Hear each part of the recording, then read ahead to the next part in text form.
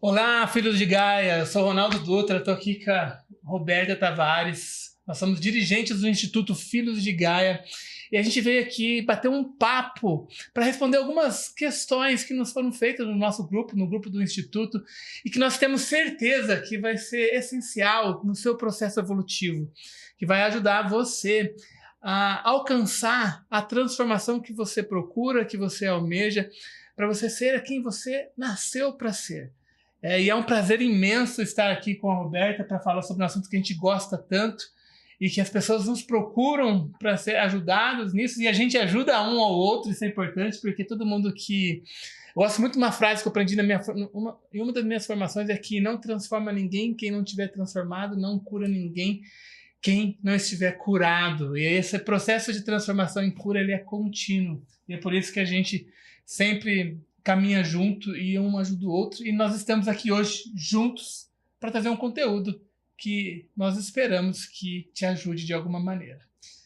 E aí, Roberta, se apresenta para os nossos seguidores. Meu nome é Roberta Tavares, sou dirigente do Instituto Filhos de Gaia, também trabalho como terapeuta holística. E é tudo isso aí que o Ronaldo falou, né? Vamos tentar aí trazer de alguma forma para vocês, ajudar vocês aí nesse processo também, né? Então vamos falar sobre autoconhecimento e desenvolvimento humano. Certo? E muito embora você não tenha a chance de estar conosco aqui ao vivo, estar assistindo, se você estiver assistindo no YouTube, escreva suas perguntas, seus comentários, porque isso pode nos dar base, uma direção para os próximos episódios, para os próximos encontros, a gente buscar sanar essas dúvidas que eventualmente não foram sanadas com o conteúdo de hoje. Exatamente, às vezes a gente responde, acho que está respondendo tudo, mas sempre tem mais, né, gente? Sempre tem mais questionamento. Bom, vamos para a nossa primeira pergunta aqui, então. Pessoal, daquela que o pessoal mandou. Como a gente está falando sobre autoconhecimento, o que significa se conhecer de verdade? Por que isso é importante para a nossa vida? Isso traz várias... A gente poderia responder, como a gente costuma falar, né, Roberto, de pelo menos duas maneiras. A gente pode responder, né? Eu vou fazer uma introdução aqui, depois a Roberta complementa com a experiência e o conhecimento dela. Uma perspectiva mais comportamental, vamos dizer assim, ou se conhecer no sentido de saber quais são seus pontos fortes, quais são seus pontos, entre aspas, fracos, né? Porque mentorados nossos não tem pontos fracos, tem pontos a melhorar. A gente não... Esse é um significado terrível. Você não tem ponto fraco, você tem pontos a melhorar. É você entender o que você é bom, quais são os seus talentos, o que você ainda precisa desenvolver um pouco mais, as competências necessárias. Esse é um aspecto. Ele está sempre relacionado. Você vai... quando você define um objetivo, uma meta, né? Ronaldo, pode ser também na questão de você se irrita fácil. Sim, mas isso já está, de uma certa maneira, englobado dentro dos aspectos que você tem a melhorar. Um segundo modo que a gente poderia responder essa questão é quem você realmente é em essência, sem os rótulos, sem a noção de eu que a gente cria ao longo da nossa vida, das nossas experiências passadas, das nossas convicções, das crenças que a gente vai formando ao longo do tempo. Quem você é antes, né? Eu gosto muito de uma pergunta, já não lembro mais com quem eu aprendi, quem você é antes dos seus avós nascerem? Esse que seria um aspecto mais espiritual de se perguntar quem você é. Você é vida. A vida que está em todos nós. É por isso que diz que nós somos conectados, nós vivemos em unidade, nós somos um no ambiente aí dos rituais, não é, Roberta? A gente ouve muito isso, somos uma. Por que nós somos uma? Porque a gente provém da mesma fonte.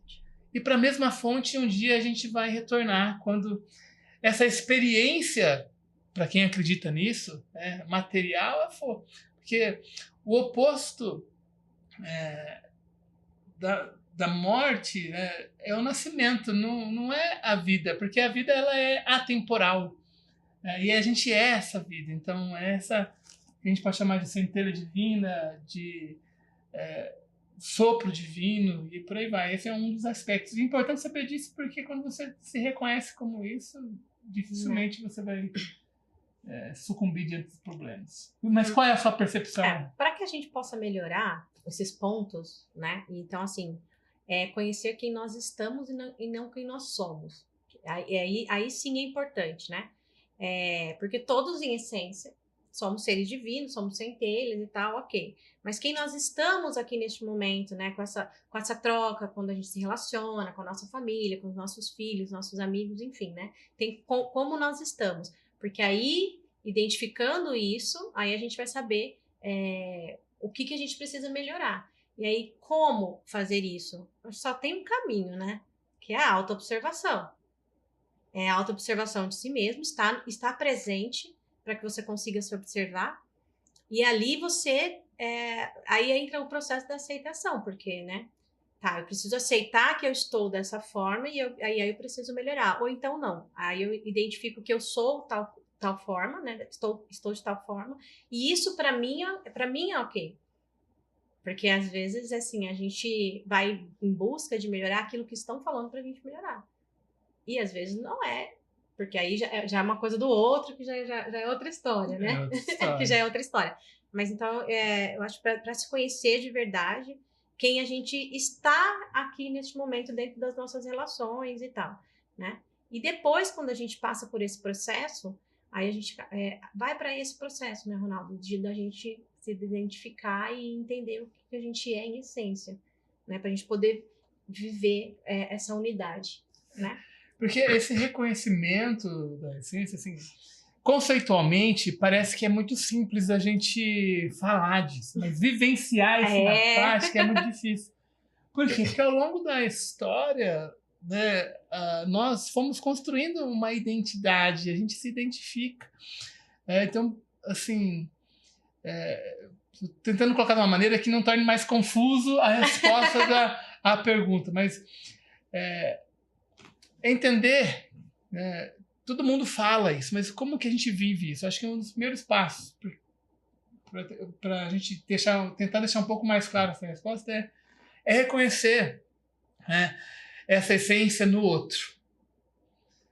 Eu gosto muito de uma frase que a gente faz nos nossos treinamentos, Roberto, que é de colocar as pessoas a olharem uma nas outras, nos olhos, e falar assim: eu reconheço em você o divino que também há em mim. Porque é muito fácil a gente falar assim: nossa, eu sou a imagem, semelhança, eu sou um ser em essência perfeito. O difícil é a gente reconhecer isso no outro. Esse é um aspecto. Para a gente, então, se conhecer também de verdade, vivenciar isso, a primeira tarefa nossa é reconhecer isso no outro. Aí, no aspecto, né, dos comportamentos, que a gente precisa, às vezes, mudar isso, porque é mais difícil chegar nesse despertar, sim, praticar a aceitação, como a Roberta muito bem falou, e reconhecer que, às vezes, você tem algumas coisas que, quanto mais a gente nega essas coisas, mais elas fortalecem e crescem na gente. E é interessante, porque depois a gente começa a criticar isso no outro. Exatamente. Essa sombra que a gente quer esconder, parece que ela fica muito evidente nas outras pessoas. Aí tem aquela pessoa que você não gosta, que o santo não bate. O espelho, né? O espelho. E isso é importante a gente desenvolver isso, porque melhora, inclusive, as suas relações pessoais, afetivas, profissionais. Vamos para a próxima pergunta, então? Espero que tenha ficado respondido, né, gente? Se ficou dúvidas, depois vocês mandem aí pra gente as perguntas. Fale sobre os rituais com a ayahuasca. Eles ajudam mesmo a despertar a consciência? Então, todos nós, assim, colocar a minha perspectiva, por que a gente às vezes está sempre buscando algo? Porque a gente sabe que existe algo além dos nossos rótulos, algo que a gente um dia perdeu. Por isso que a gente busca isso. E a gente tem experiências, lampejos de consciência ao longo da nossa vida. Tá? E é por isso que a gente busca evoluir. Porque se não fosse assim, a identificação com a noção de eu que a gente constrói, ela não tomava conta absolutamente, e esse despertar seria impossível. Ele só é possível porque justamente a gente sente esses pequenos lampejos. O que eu percebo? Vou colocar a minha experiência, mas você coloca a sua experiência. que os rituais com a ayahuasca me proporcionam um lampejo maior de consciência, mais claro, no qual eu consigo, fazendo uma atividade de buscar cessar aquele fluxo mental que nos domina durante o dia, isso me proporciona uma conexão maior. E aí, quando a gente tem esses lampejos, a nossa consciência ela aumenta. Porque uma vez que você teve esse lampejo, você já sabe que ela existe. E aí, a sua busca por mais lampejo aumenta. Né? E aí que é uma grande armadilha, porque se você busca isso, é como se fosse algo externo. E aí, dentro do ritual, você não precisa buscar. É simplesmente a gente acessa aquilo que já está lá, né? É lógico que você não é só com o ritual. A gente é bom deixar isso claro, para a gente não parecer que nós estamos aqui proselitistas, achar que só esse é o caminho. Não. Você pode ter esses lampejos de várias outras maneiras, um simples estado de consciência. Tem pessoas que nem sabem o que é consciência e que têm lampejos de consciência e que vivem uma boa vida. Mas simplesmente porque ela está no estágio, no processo mais evoluído. Eu acho que a ayahuasca ela ajuda aquele ser que quer ser ajudado, porque ela não faz mágica. Não faz mágica. Ela não faz, ainda não faz. Porque nós somos seres livres. Então, assim, quando você ingere a bebida sagrada e você tem essa expansão é um estado de percepção aumentado. Então, você consegue perceber mais as coisas que você está fazendo, as suas ações, seus sentimentos, as suas coisas todas, né? De uma forma mais presente e consegue ali ressignificar mais aquilo. Porém, você precisa estar nesse estado, estar aberto a isso e querer isso. Porque assim, eu só tenho um lampejo de consciência quando eu estou no estado de força da ayahuasca? Não. Né? Existem vários momentos, como agora eu já descobri esse lampejo, né? Esse estado de presença que me faz mais consciente. Então, assim, hoje é muito mais fácil, eu não preciso tomar ayahuasca para acessar certas coisas, né? Às vezes a gente erra e imediatamente a gente já tem a consciência daquilo, né? Tipo, né? Já consegue ali imediatamente já resolver, já ressignificar, enfim. Então, ajuda, porém, né? Ajuda aquele que quer ser ajudado. Então, assim, faz parte do processo de cura você querer ser curado. Exatamente. E quando a gente fala assim, né, nesses lampejos, a gente teria que entender o que é consciência, no caso, né? Existe, na língua portuguesa, a palavra consciência ela tem vários significados. De estar consciente de algo. O peso na consciência, no sentido de um certo arrependimento. E a consciência, que a gente fala do lampejo de consciência, é justamente dessa conexão com a sua essência. E quando que mais a gente consegue essa conexão, quando a gente consegue criar aí um intervalo maior entre um pensamento e outro, isso aqui é muito difícil. Então, são vários estágios de consciências que a gente pode, dentro de um ritual. Esse estado de você ampliar a sua capacidade de observar a si mesmo, sem se julgar, e aí essa conexão ela aumenta, mas também de você resgatar coisas, tornar como consciência, trazer à consciência coisas que implicavam no seu comportamento, mas já estavam no seu subconsciente. Faz sentido isso? Sim. De você rememorar isso, trazer, tomar. Então, nessa acepção também é uma expansão de consciência. Você traz para a consciência acontecimentos que você talvez sequer lembrava, mas que de uma certa maneira criou um condicionamento e isso ditava os seus comportamentos, ainda que prejudiciais a você, o modo de você ver o mundo, o modo de você ver as pessoas. Quando isso é trazido à tona, você ainda continua tendo a escolha de querer estar certo ou de aceitar as coisas como são, como foram, e poder fazer, né, na sistema que a gente fala muito isso. Um pouquinho com honra, um pouquinho diferente. Tem uma pergunta de constelação, já que você falou sobre, vamos falar sobre o que é sobre a constelação familiar. Ela pode mesmo ajudar as pessoas? Eu acho que acho que aqui é sobre, não sei se a pessoa entendeu que era sobre autoconhecimento e tal, né? Mas enfim, vamos falar dentro desse contexto? É, Desenvolvimento sim, e autoconhecimento? eu acho que traz por quê? Porque assim, ó, esse é um engano, e talvez por ter virado assim, como todo processo terapêutico, isso é normal, isso é natural, né? É um processo de venda, às vezes a constelação ela é colocada como uma promessa de que ela por si mesma irá resolver seus problemas. E isso é um engano, porque não é essa a função de uma constelação. E nós, como constelador, a gente não faz uma constelação. O nosso papel é facilitar que a constelação aconteça. Tá?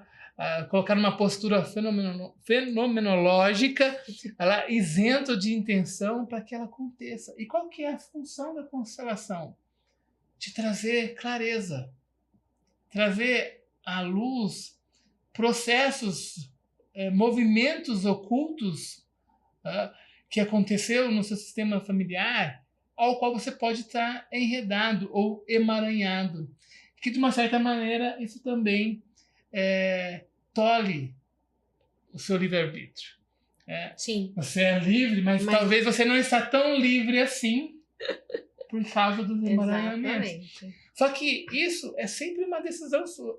A constelação, ao final, e nem toda constelação termina com todo mundo se abraçando, talvez traz algo que a pessoa naquele momento não queira ver, a função é trazer essa imagem da situação, que já é uma imagem de solução. E aí Sim. a pessoa vai agir. Sim. Por exemplo, eu quero constelar minha profissão. Cara, assim, ó, talvez pode ter um emaranhamento que está te impedindo você de ter os resultados que você quer ter.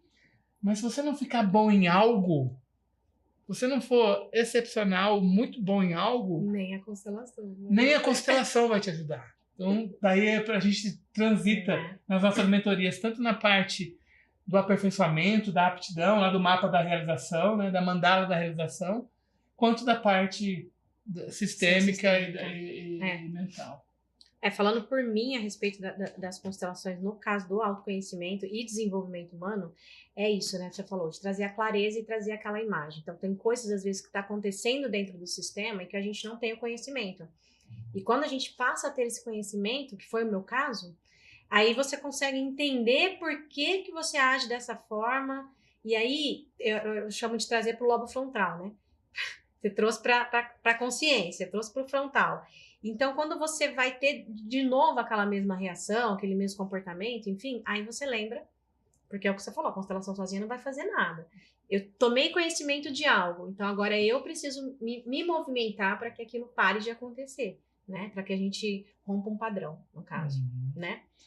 Exatamente. Porque acho que é o papel maior, assim, da constelação, né? É para você tomar consciência e rompe esse padrão, e quebra com esse padrão. Então, enfim, para mim foi muito assim, de trazer isso, a informação que eu não sabia, e aí agora tudo faz sentido, agora eu entendi por que estava acontecendo isso, e aí eu passo a trilhar um outro caminho, porque eu estava trilhando o mesmo caminho. Exatamente. Né? E isso, claro que isso vai ajudar a gente no nosso desenvolvimento humano. Né? Por quê? Porque a gente vai prosperar quando a gente fala assim, num todo na vida, né? Porque a gente vai fazer um pouquinho diferente, porque a gente vai ter resultados diferentes, né? Não maiores ou melhores, que eu acho que não é esse o caso, mas assim, vai ter resultados diferentes do que aquilo, então, né, obviamente que a gente vai ficar melhor, né? Vai ajudar a gente a se desenvolver, né? É claro que em determinada situação, a simples aceitação, a postura da pessoa constelada de inclusão diante de uma constelação por si só vai gerar outros movimentos que vai impactar todo o campo. Quando a gente fala assim que a constelação por si só não resolve, no exemplo que eu dei, é no exemplo profissional. Sim. Né? No exemplo de relacionamentos também. Você, você às vezes viu na constelação que você estava ali sendo leal a toda a estrutura da sua família no respeito ao relacionamento. Mas a partir daí, é questão de você também ficar disponível no mundo real. Você está aberto a conhecer novas pessoas e por aí vai. Né? E mais importante, eu gosto muito de frisar isso. Né? A gente está sempre, já que a gente tocou nesse assunto do relacionamento, a gente está sempre preocupado em achar a pessoa certa. Né? Eu acho que a nossa primeira preocupação é se tornar a pessoa certa. É ser o parceiro ideal. Certo. Aí você vai atrair. Pra aquele tipo de pessoa que eu tô pensando em atrair, né? Nossa, e puxa um gancho de uma constelação que eu passei, né? E aí a terapeuta, ela falou pra mim assim, né? Ah, mas tá, como é que é o homem que você quer, né? Aí comecei a falar lá, né, desse homem e tal, só que ela olhou pra mim e falou assim, mas será que esse homem vai olhar pra você como você tá agora, como você é agora? Falei, meu Deus, podia dormir sem essa. Porque foi, e aí assim, então, e foi um tapa na cara, literalmente, muito necessário, porque eu mudei o meu comportamento, a forma de me comportar com essa preocupação. Porque assim, esse homem nunca vai olhar pra mim. Se eu não me tornar, né, essa mulher que para ter esse homem, me tornar mulher, na verdade, né, porque eu era muito polarizada no masculino. Então você quer um homem, mas você vai deixar ele ser homem, né? É importante esse autoexemplo que você trouxe, porque aí a gente volta na questão do autoconhecimento, né? E da gente saber quem que a gente é em essência, porque a gente não pode terceirizar a responsabilidade pela nossa felicidade. Então, principalmente nas questões profissionais, de relacionamento, a gente comete a ilusão de colocar a nossa felicidade na mão do outro, né? Do parceiro ideal, do emprego ideal, dos resultados dessa. Não, primeiro você tem que ser. Né? Primeiro, só seja. Seja quem você realmente é, e aí você vai. Estando bem, a gente alcança mais resultados. Exatamente. Você não precisa do resultado para se sentir bem. Isso é um risco que gera muita insegurança, porque e se eu não conseguir? Uhum. E se essa pessoa nunca aparecer? E se esses resultados que eu almejo profissionalmente nunca acontecerem? E aí, eu não sou ninguém? Né? Eu não vou ser feliz? Eu acho que foi em alguma das formações. Então, assim, eu achei muito interessante aquilo, a pergunta de quem sou eu, né? E aí a gente responde, quem sou eu? Eu sou a Roberta. Pergunta de novo. Quem sou eu? Eu sou a mãe do Rafael, da Linda e da Isabela. De novo. Quem sou eu? Eu sou terapeuta. Eu sou isso, sou cuidadora. Aí você vai. Eu sou não sei o quê. Até você chegar na resposta da essência. Porque esse quem sou eu, o ego vai colocando aquelas coisas que há vários eus que a gente inventa, né? Que são necessários. Que são os papéis que a gente exerce na vida. E a gente acha que quem sou eu são esses papéis. Né? Quem sou eu não são esses papéis. E aí você vai continuar fazendo a pergunta. E de uma hora você fica irritado, porque você não consegue chegar na resposta, né? Aí tudo bem. Eu acho que isso é até um caminho, né, pro pessoal aí, né? Quem quiser tentar descobrir quem é você, eu acho que é uma das formas. Porque eu fiz isso. Então foram vários dias perguntando quem era eu. Quem é você? Eu só sou. Por isso que Jesus diz, né? Muito antes de Abraão, agora eu esqueci eu sou.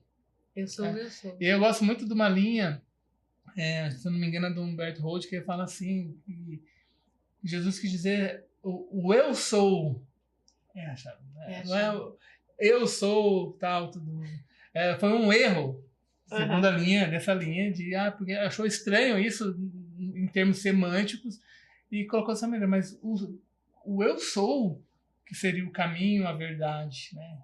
Esse eu sou. Próximo, então. Como alguém pode começar a se entender melhor? Existe um caminho mais fácil para isso? Depende muito de como a pessoa está hoje, né? Como que o caminho mais fácil para, assim, na verdade, assim, a gente se conhecer é tão simples, mas ao mesmo tempo tão difícil. Que vai depender do grau de identificação que existe com os papéis e com a noção de eu que a gente criou ao longo da vida. Então, acho que o primeiro passo seria a gente tomar consciência disso, o conhecimento disso, que existe esses papéis, existe essa noção de eu que a gente criou, eu incapaz, um eu feio, um eu arrogante, ou às vezes um eu também bom demais, que a gente se acha, né? E existe esse outro eu, né? Uma maneira de a gente poder explicar isso, talvez seria a gente falar um pouco assim, né, dos 3 propósitos. Uhum. Acho que a gente tem uma live. Tem uma pergunta que fala sobre isso, então a gente responde ela daqui a pouco. Não, eu acho que a gente tem uma live falando sobre isso. Tem uma live falando sobre isso. Né? E a gente pode remeter, porque assim, o nosso grande, de uma forma bem resumida, o nosso grande propósito é justamente, assim, tirando aquela desmistificação, o propósito primário, o anterior, é justamente a gente descobrir quem a gente realmente é. E aí, assim, o que a gente falar aqui sobre quem eu sou são apenas indicações, porque são palavras que indicam o caminho, mas não é a chegada. Então a gente tem que viver isso. E aí a gente precisaria de muito tempo, vivências lá dentro dos retiros para a gente conseguir mostrar isso para você. Agora, dentro vamos colocar assim, né, da nossa condição de vida, uma coisa é a vida, outra coisa é a nossa condição de vida. E existe aí o propósito exterior ou secundário, que aí a gente vai descobrir o propósito para cada papel que a gente exerce na vida. Propósito profissional, relacionamento. E aí o propósito supremo é a gente conseguir conciliar tanto essa parte mais espiritual, o propósito interior, com o propósito exterior e aí desfrutar. O que eu fiz, eu vou falar o que eu fiz para eu começar a me entender melhor, né? Hoje já não preciso ficar fazendo isso, porque já ficou automático, assim, né? Mas foi esse estado de observação no dia a dia, né? Me perguntar por que eu estava reagindo assim. Então, eu gostava muito de escrever. Então, se eu estava irritada, eu começava a escrever, estou irritada. E aí, eu começava a buscar o porquê que eu estava irritada. Tá? Quando é que foi que começou? Qual foi o gatilho que fez isso? Porque, assim, dos princípios do Reiki é o só por hoje não se irrite. Os princípios do Gachô. E o não se irrite, o que ele explica para nós? Ninguém te irritou.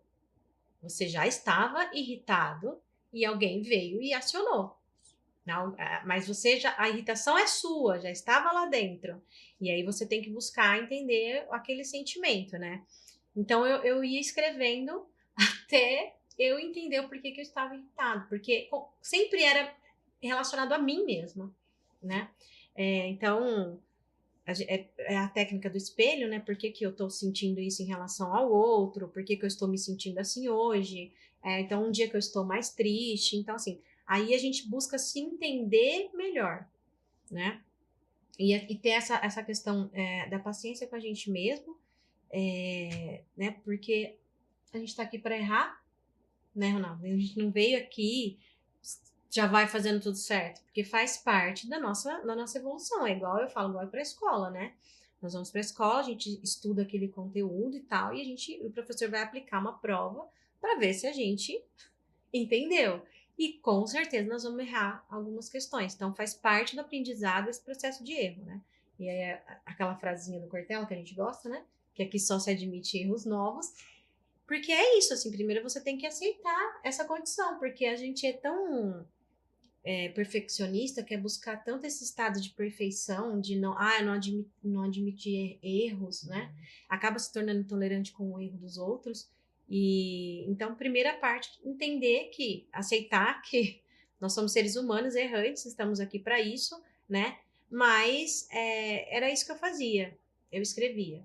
Hoje eu consigo fazer isso só observando mesmo, e aí bem rapidamente eu consigo entender isso para somente me entender, né? Não uma questão de somente autoconhecimento, mas para eu começar a me entender como é que eu funciono, como é que eu reajo, e até para ir mudando esses condicionamentos. Você falou duas coisas aí que eu acho que é fundamental que eu acho que vale a pena a gente reforçar um pouco, né? Você falou assim, não se irrite, né? Que é uma coisa que você trouxe do Reiki, porque na verdade é você que está se irritando. E outro ponto apesar de você ter falado só observo, não é só observo. A observação é tudo. Tudo, A observação verdadeira, só tudo isso, a observação verdadeira. O que é a observação verdadeira? É você olhar o fato, simplesmente sem julgá-lo, sem dar significado. Sim. E essas duas palavras estão conectadas. Por quê? Quando a Roberta falou assim, não se irrite, porque, na verdade, o outro não é o outro que te irritou, só trouxe um gatilho. Talvez ele nem trouxe um gatilho, ele trouxe um fato. E esse fato, o que te irrita não é o fato, mas o significado que a gente dá para o fato. O seu marido deixou a tampa da privada abaixada, foi lá, fez xixi e aí respingou para fora. Ok, isso é um fato. Você pode conversar com a pessoa e aí entrar num acordo, falar isso sem se irritar. Mas não é que a maioria das pessoas, nesse exemplo aqui, acontece, porque aquele fato, ela já vem. Traz todo o que já está nela, como você muito bem exemplo, já está nela, ela dá um significado àquilo, às vezes um significado até implícito, e ela se irrita, e conforme ela... E aí ela dá motivo para aquela irritação. Tipo, eu estou irritada por isso. Por isso, né? E aí desse significado que foi dado, pode surgir uma briga por um simples fato, que poderia ser resolvido de outra maneira. Esse é um exemplo banal, né? Mas que a gente pode pegar uma outra coisa, né? Eu gosto muito do exemplo que o Tony Robbins dá no livro Poder Sem Limites, do quanto que já está dentro da gente as convicções passadas e o significado que a gente dá ao que acontece muda toda uma situação. Exemplo da pessoa que ela cresceu ouvindo da mãe, por exemplo, que nenhum homem presta, que todo homem é aquilo, tal. Aí o marido demora para chegar do trabalho. Eu vou adaptar um pouco o exemplo aqui para ficar mais dramático, tá? Então tá lá, aí ela dá 6 horas da tarde, não chegou ainda. Aí, 6h30, não chegou. Olha, tá vendo? O homem não tá nem aí. Saiu do serviço, ao invés de vir para casa, ficar com a esposa, com o filho, deve ter ido pro bar beber. E ela começa a ruminar aquilo mentalmente, ampliando o significado ao fato. Vou ligar. Liga lá, ninguém atende. Ligou o celular, deu desligado. Tá vendo? Bebeu, deve estar me traindo, que não sei o quê. Na hora que essa pessoa chega em casa, como é que ele vai ser recebido? Se ela deixar entrar em casa.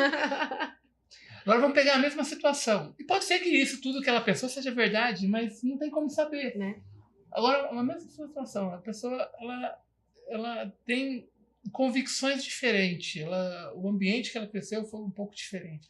Dessa vez, ela nossa, mas ele sempre vem direto para o trabalho. Será que aconteceu alguma coisa? Passa um tempo. Preocupada que aconteceu algo ruim. Um acidente. Ela liga e diz, mas o que será que aconteceu? Será que aconteceu um acidente? Esse mundo está tão perigoso. Será que houve um sequestro relâmpago? Na hora que o marido chega em casa, como que ele é recebido? O que aconteceu? Percebeu? O mesmo fato. Né? Então, o significado daquilo, as experiências que já deram com a pessoa, voltando lá, por exemplo, do irritar, a cenoura que já está nela. E aí, precisa observar, sem julgar a si mesmo. Não, você não precisa ficar se metendo.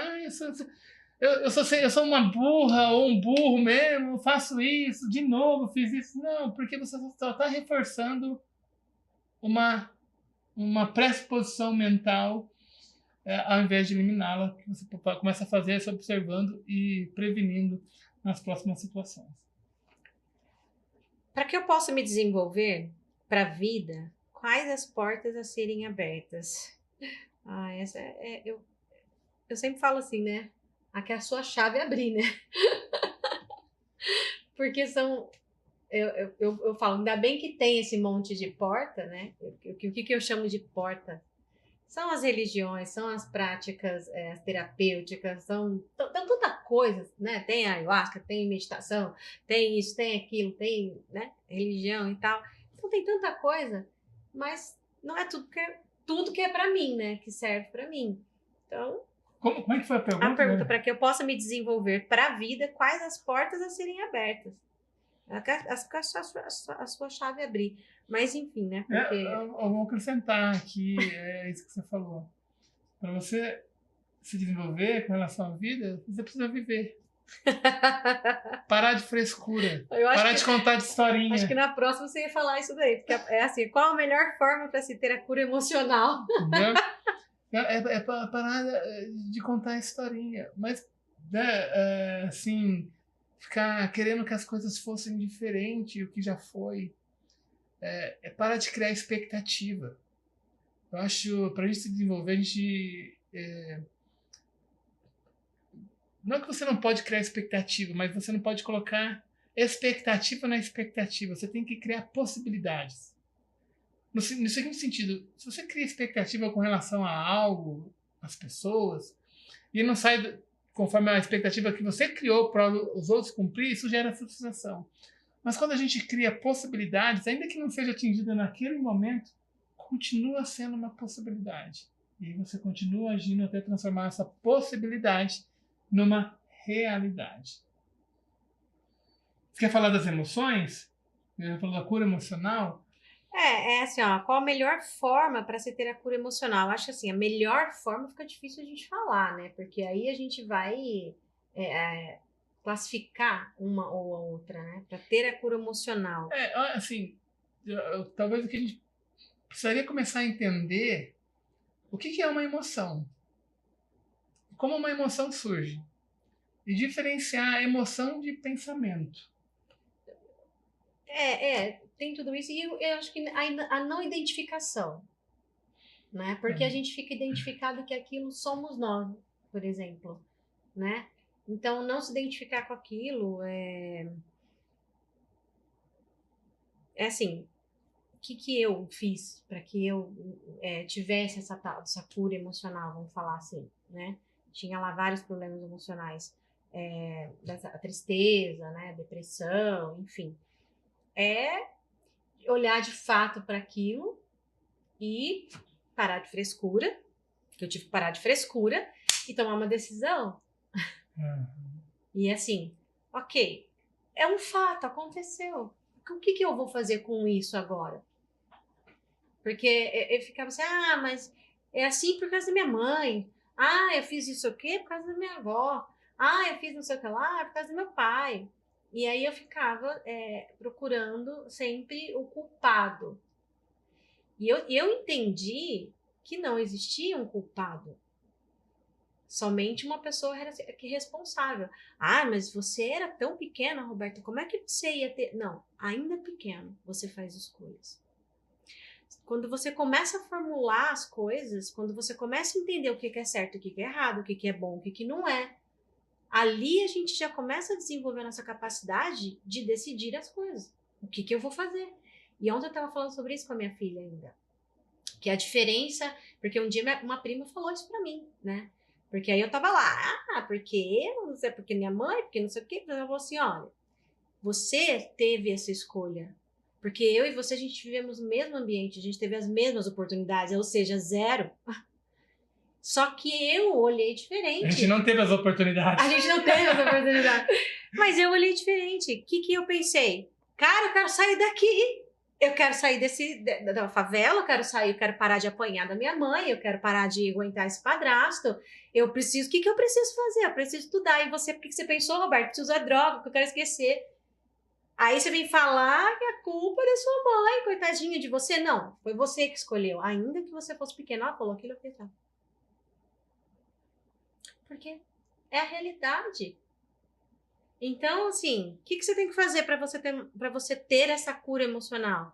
Parar de frescura e decidir. Sai disso, acabou, aconteceu, o que eu vou fazer com isso agora? Né? Quando a gente fala assim, parece ser um pouco agressivo, né? Parar de frescura, mas é você aceitar as coisas como foram. As escolhas que você fez não voltam mais. Ficar ruminando isso ou contar a historinha para justificar essas decisões perpetuar o sofrimento. Entendeu? Então, quando a gente fala isso, parar de ficar contando essas historinhas para tentar justificar o que foi. É sempre o caminho é sempre reto, é sempre em frente. Não que a gente não tenha aprendido com o que a gente fez, com as escolhas que a gente tomou e tudo mais. Sim, claro que a gente aprendeu, mas isso já é passado. Então, é preciso olhar para frente e aceitar a aceitação. O que é aceitação? A aceitação, eu gosto muito de uma frase de um dos meus mentores, que ele fala assim, aceitação é não se opor, é se alinhar. O Bert Helling fala isso também de uma outra maneira, né? É você aceitar o fluxo da vida e não se opor a ele. Aceitar a vida tal como tal como foi. Isso não significa a sua mente, né, o seu falso já fala assim, mas então quer dizer que eu não posso querer melhorar. Isso não significa que você não possa querer melhorar. Mas você começa a querer melhorar a partir da consciência, do estado de atividade e não reatividade. É completamente diferente. Um dos ensinamentos do caminho quádruplo é assim, qualquer pessoa que esteja aqui agora é a pessoa certa para estar aqui. Tudo o que aconteceu era o melhor que podia acontecer. Adoro isso. Quando acaba, acaba. Eu acho que isso define bem o que era a aceitação. Tá acontecendo tal coisa na minha vida, meu Deus, catástrofe. E aí a pessoa, né, entra naquela, o desespero e tal. Hoje, eu olho para situações de fato. Eu olho assim, tinha que acontecer isso. Tá tudo bem. Não existe pessoa errada, porque a gente fala assim, ai, meu dedo é podre. Ai, nossa, a pessoa é amizade, tá errado. Não. É a pessoa certa para você naquele momento. Todo mundo que tá aqui agora é a pessoa certa para você nesse momento. Ainda que você não acredite nisso, você pode fingir que acredita, porque é uma crença poderosa. Isso, até você passar a acreditar. Porque é uma crença poderosa. A pessoa sabe por quê? Isso te livra daquela amargura. Nossa, mas por que eu perdi tanto tempo na minha vida? Por que aconteceu isso na minha vida? Fiquei preso. Por que eu fui tão burro, tão burra? Isso te livra de tudo isso. Não, tu é a pessoa certa. Tu é a pessoa certa. E as coisas que acontecem. É o que precisava acontecer nesse momento, tá tudo bem. Né? Qual é o aprendizado aqui? Eu falo assim, eu sou a pessoa que gosta sempre de olhar o copo meio vazio, ao invés de meio cheio, né? Se vamos olhar por outra perspectiva, vamos olhar para outro lado, para de ficar focando na coisa que tá ruim, né? Então tá, o que eu tiro disso aqui? Qual que é o aprendizado que eu vou tirar disso aqui? Porque isso aqui é a coisa certa que precisava acontecer. O que quer que aconteça, né? É a coisa que precisava acontecer. É o melhor que poderia ter acontecido. Aí a gente fica assim, mas se eu tivesse feito isso? Mas se eu tivesse feito aquilo? Não, mas se eu tivesse feito assim? Olha como que você fica preso lá no que aconteceu, ao invés de você olhar e falar assim, tá bom, o que eu faço com isso? Qual o aprendizado? O que eu faço a partir de agora?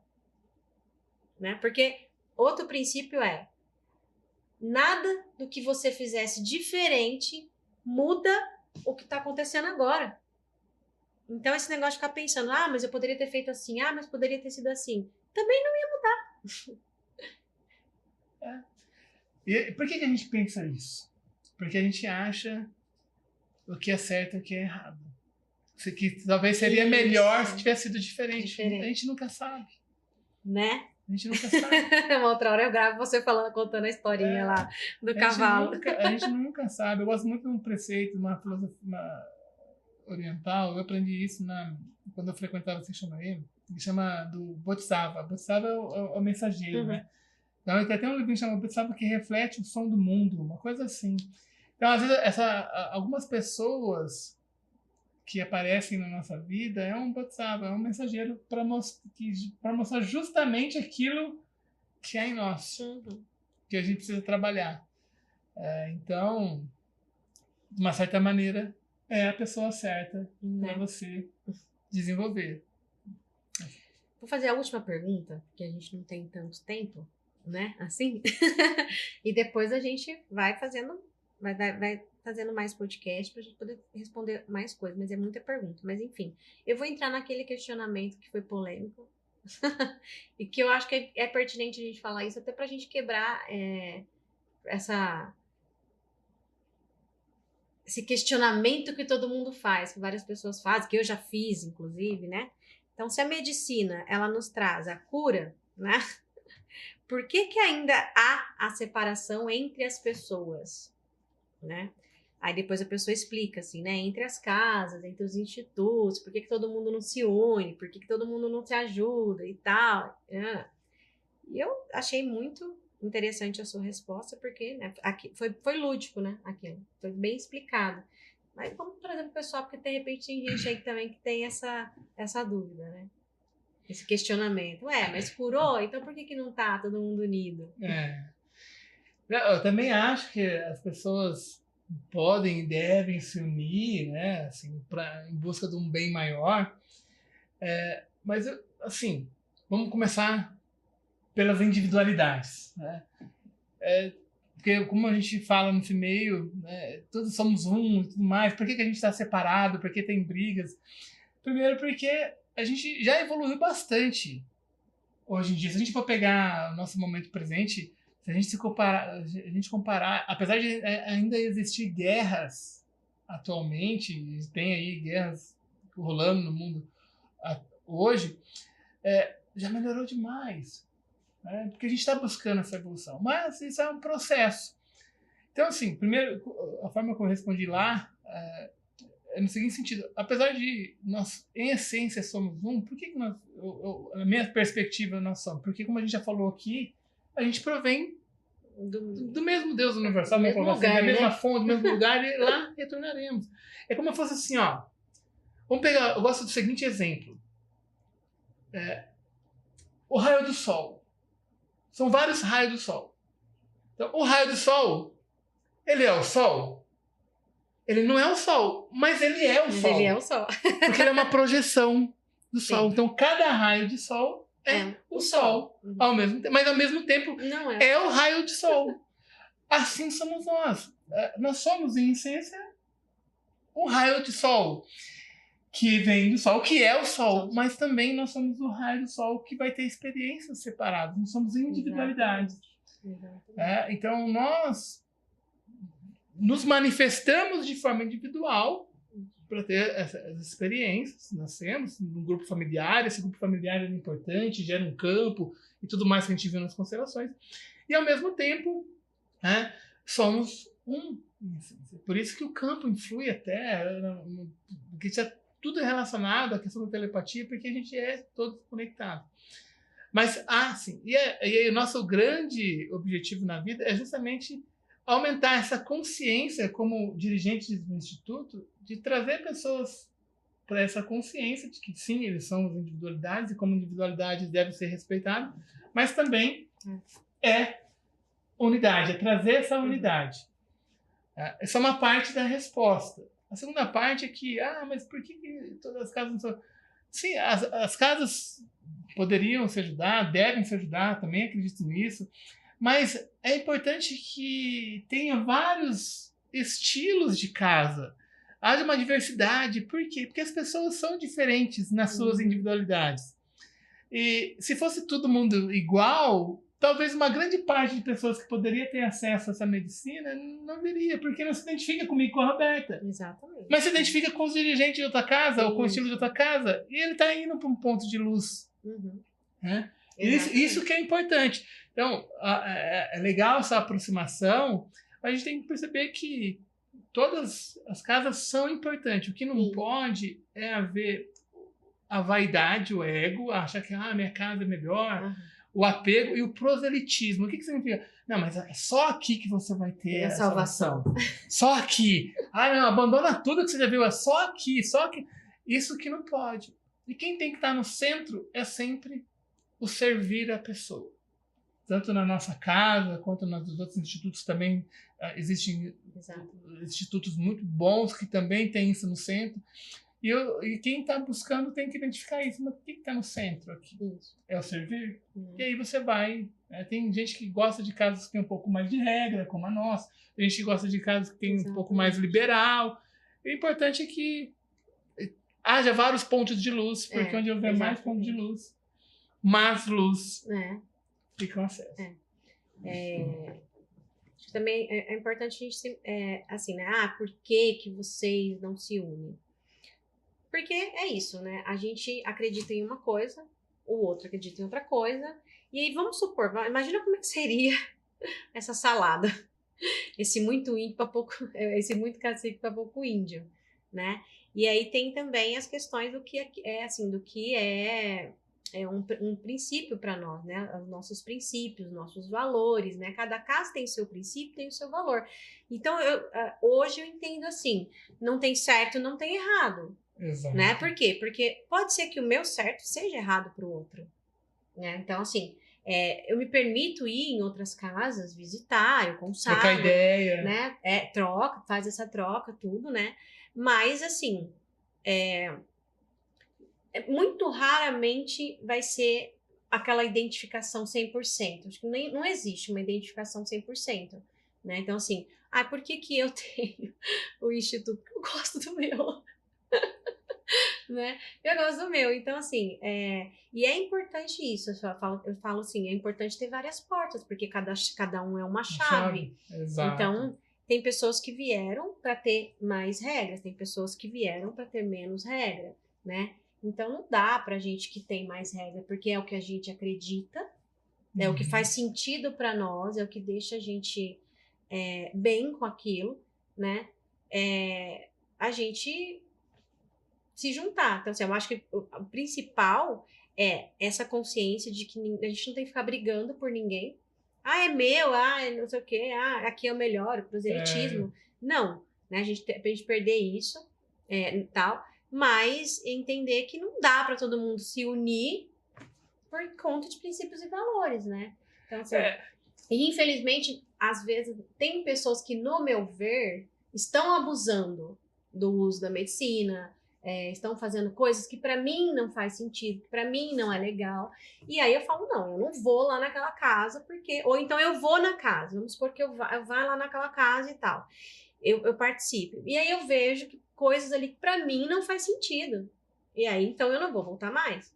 Então, assim, não é que a casa seja ruim, que ela seja do demônio, não sei o que lá, coisas assim, né? Exato. É só uma questão de identificação e de convergência de princípios, valores. Então, por isso que é importante ter, inclusive, a diversidade. Não existe... assim, desde que haja... Acho que uma pessoa vai procurar uma casa, o que eu procurei quando eu comecei nessa vida? Bom, está alinhado o que eu quero, eu acredito. É um trabalho sério que é feito. Acho que é isso que a gente tem que pensar. O servir está em primeiro lugar. E essa unidade, ela é uma unidade de propósito. Não precisa haver uma junção. Né? Porque para haver uma junção, precisa haver compatibilidade, não vou dizer 100%, mas uma compatibilidade grande. Os princípios e os valores, tem que ser próximos, relativos, convergentes. Então, foi uma pergunta muito boa, porque trouxe essa reflexão. E é importante a gente explicar que você vai se identificar. Às vezes a pessoa gosta mais de uma casa por causa da música, do estilo de música. Então, é importante então, que tenha, desde que, repito, a preocupação com a pessoa vem em primeiro lugar. Exato. Isso a gente tem, o respeito com a medicina. A gente tem que tomar cuidado também, porque a mente, o ego, ele é envolvente, às vezes a gente começa a desrespeitar. Fazendo um trabalho com a medicina, a própria medicina, como a Roberta me coloca, né, a diferença entre o veneno e o remédio é a dose. E para também não virar, para não banalizar, porque tudo que é banalizado cai em descrédito. Exatamente. Isso é um assunto, acho que para outro podcast. Tudo que é banalizado cai em descrédito. Então, eu gosto muito de uma frase que eu li recentemente no livro do João Garriga, Constelar a Vida, ele citando um outro autor que eu não lembro se é o Fritz Perls, que ele fala assim, que toda pessoa ela precisa de um processo terapêutico, mas ela tem que caminhar para um processo autoterapêutico, que é essa consciência, né? De, ok, eu vou no ritual por causa da egrégora, mas qualquer problema que eu tenho na vida, eu vou lá e eu preciso consagrar, porque eu preciso... Não, isso é transferir para a medicina a responsabilidade por uma decisão. E a gente precisa estar consciente disso. Lá é um momento de expansão e de conexão, é um momento de oração. E se a gente vai para querer ter certeza, realmente te dá a garantia da sua decisão, isso é um engano. É uma armadilha da mente, porque não existe garantia de sucesso. A vida é um risco. Não existe garantia de sucesso. E viver é se arriscar.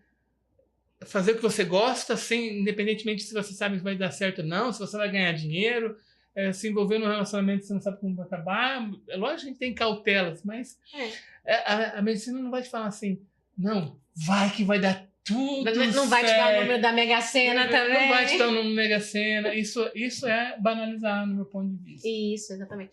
E também buscar como a fuga, né? Porque, assim, muitas pessoas fazem isso, né? A gente sai do tal do mundão, né? Que vamos falar assim, que é a palavra que as pessoas usam, né?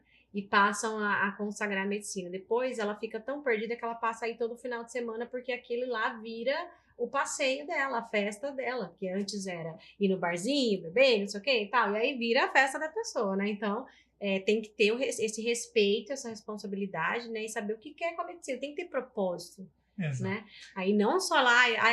Ou eu vou só para ficar me divertindo, para fugir do tédio, porque agora minha vida virou um tédio, depois que eu parei de fazer X coisas e tal.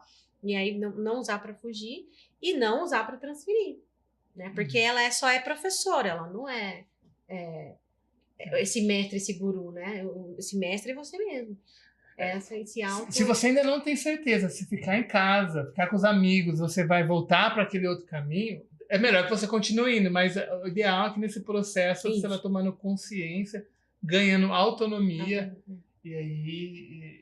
eu sempre quando eu tento falo com as pessoas, né? De início, você pode ir toda semana, ou você vai de 15 em 15 dias, né?